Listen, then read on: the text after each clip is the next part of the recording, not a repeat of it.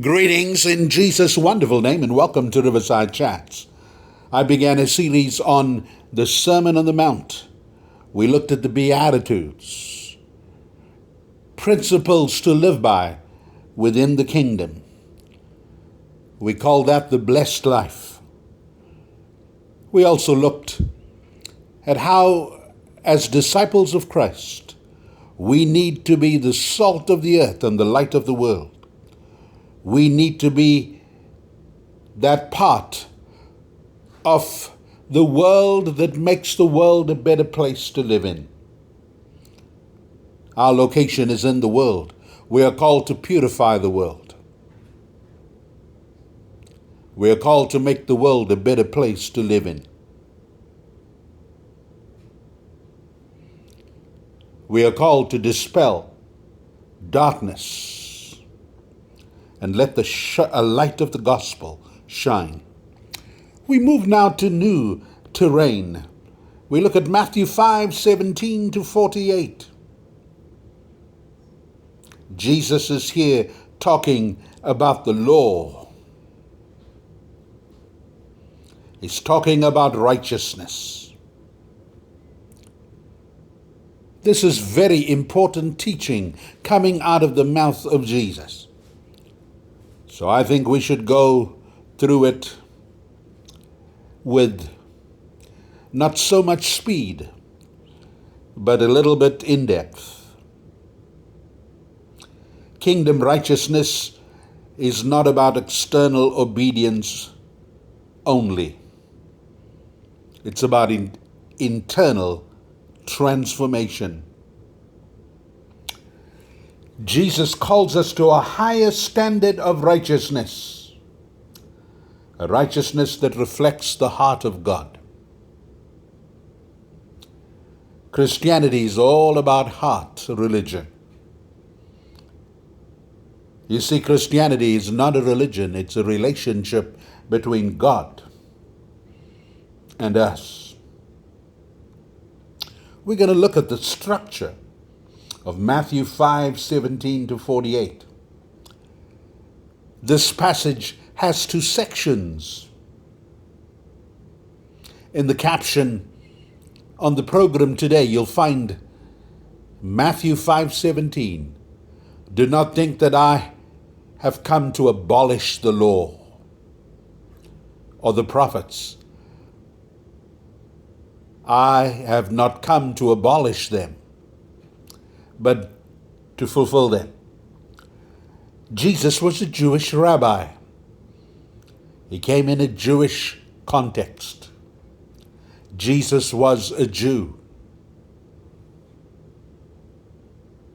He said, I did not come to get rid of the law. I came to obey the law of Moses. Jesus observed all the festivals and the feasts Jewish people observe. Now you might ask, Pastor, is it necessary for me to observe all the Jewish laws and all the customs? Not necessarily, because Jesus observed them for you and I. Jesus fulfills the law. Matthew 5:17 to 20, Jesus declares, do not think that I am come to abolish the law or the prophets. I did not come to abolish, but to fulfill. For truly I say to you, until heaven and earth pass away, not one smallest letter or stroke of the law shall pass away. Whoever then annuls one of the least of these commandments and teacheth others to do the same shall be called least in the kingdom of heaven. But whoever keeps and teaches them, he shall be called great in the kingdom of heaven.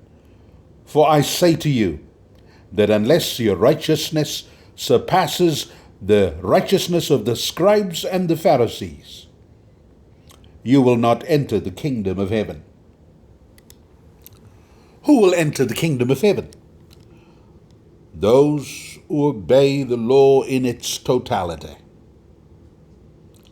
You might say, Pastor, it is impossible. When we talk of the law, we talk of the 10 Commandments that God gave to Moses on Mount Sinai. You remember Moses was alone with God for 40 days on the mountain. Israel had thought he had died. That's when they made the golden calf.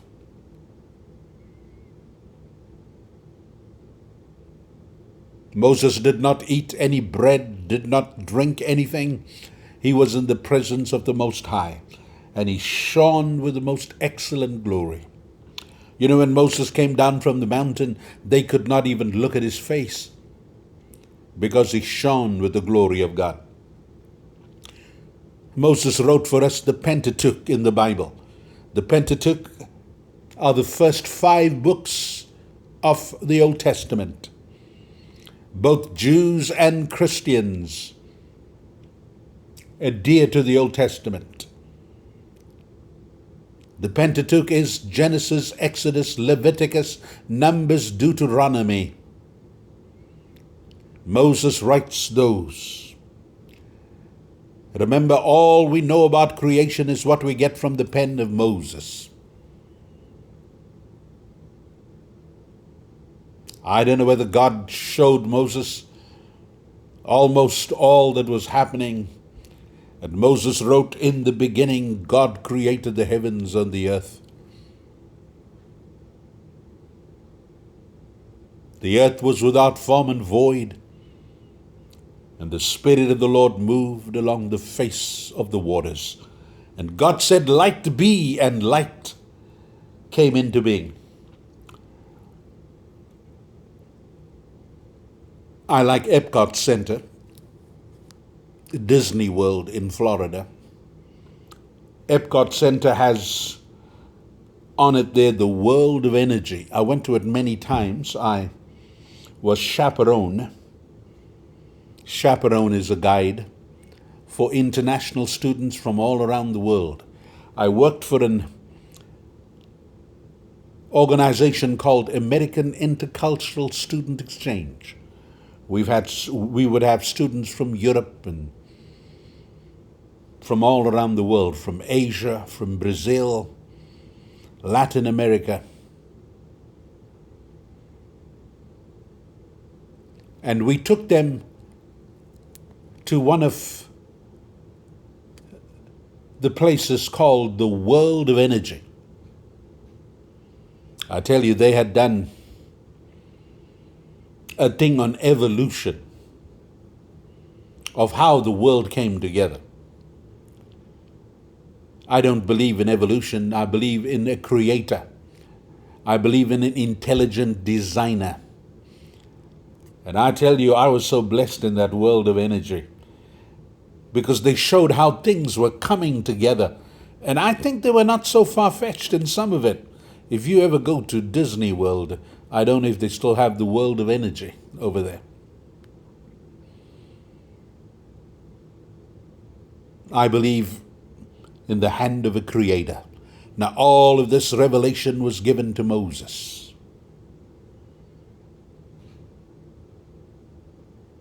How God must have trusted Moses.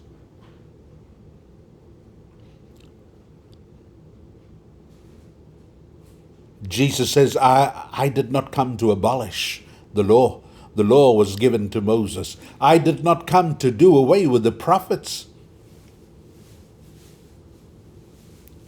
I've come to obey the law and the prophets. I came to fulfill the law and the prophets. You see, Jesus reinterprets the law with 6. You have heard. You have heard. 6 statements that say you have heard. But then Jesus said, I say to you. I say to you. Why don't you take your time reading Matthew chapter 5, verses 17 to 48. That's what we're looking at.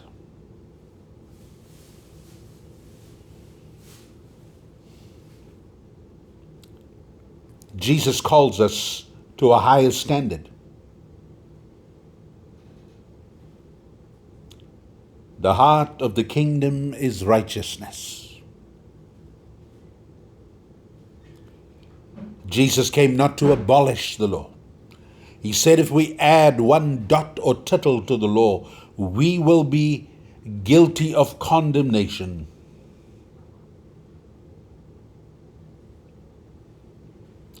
Jesus encourages his followers to fulfill the law like he fulfilled the law. He calls us to a deeper righteousness, one that flows from the heart, not just outward actions. You know, the Jews got so technical about the law. God gave Moses 10 laws. To interpret it, they put together about 600 and something laws. Later, Micah would say, He has shown thee, O man, what is good, and what doth the Lord require of thee, but to do justly, love mercy, and walk humbly with God. And later, Jesus would reduce the law to one commandment. He said, a new commandment I give unto you, that you love one another as I have loved you. By this shall all men know that you are my disciples, if you have love one to another. What then is the structure of Matthew 5:17 to 48? As I said, this passage has two major sections, the first of which talks about how Jesus declares he came to fulfill the law. The law was given by God. The law, in essence, was given by Jesus. He was the one who spoke to Moses on Mount Sinai. Moses saw an unusual bush, a bush that burned but was never consumed. And as Moses came near the bush, one day God spoke through the bush, saying, Moses, take off your sandals, for the place you're standing on is holy ground. Moses asked God for his name, and God said, I am that I am. Moses would say, show me your glory. God said, Moses, I must protect you. You cannot see my glory and live. You will die. And God hid him in the cleft of the rock. You see, Jesus reinterprets the law.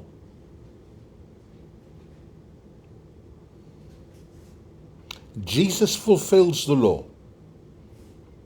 Verses 17 to 20. He said, do not think that I've come to abolish the law or the prophets. I have not come to abolish, but to fulfill them. What are the key truths here that we're going to study about? The key truths are Jesus did not reject the Old Testament. He completed it. Christianity is the logical conclusion to Judaism. Fulfill. What does it mean? To fulfill means to embody its meaning. To fulfill means to embody and fulfill its prophecies.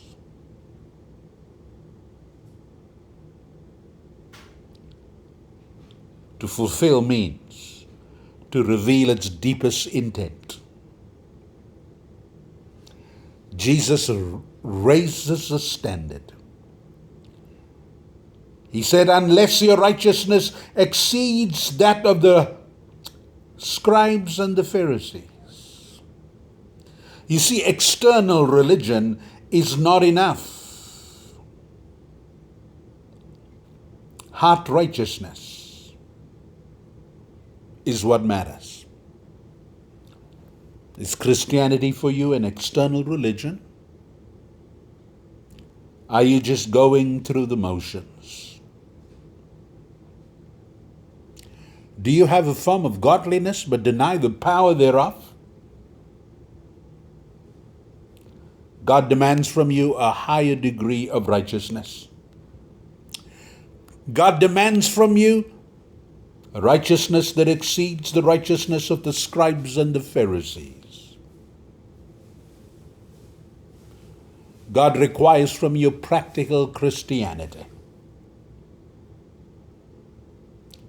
God requires from you integrity of heart.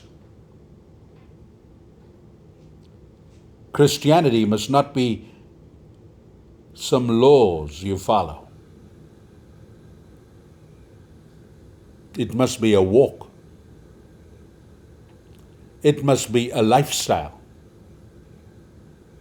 It's not something you put on a Sunday. I'm teaching on the Sermon on the Mount. We are looking at the higher degree of righteousness that Jesus demands.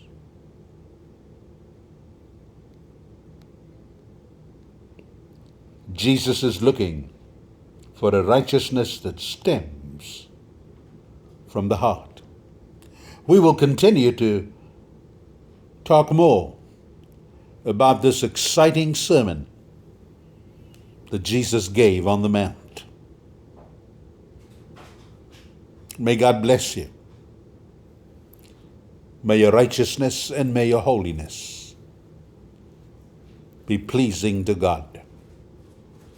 Not just legalism, but a lifestyle to be lived through Christ living in you. Paul said, "It's no longer I that lives, but Christ lives in me. The life I live, I now live through the Son of God, who gave his life for me." God bless you and love ya.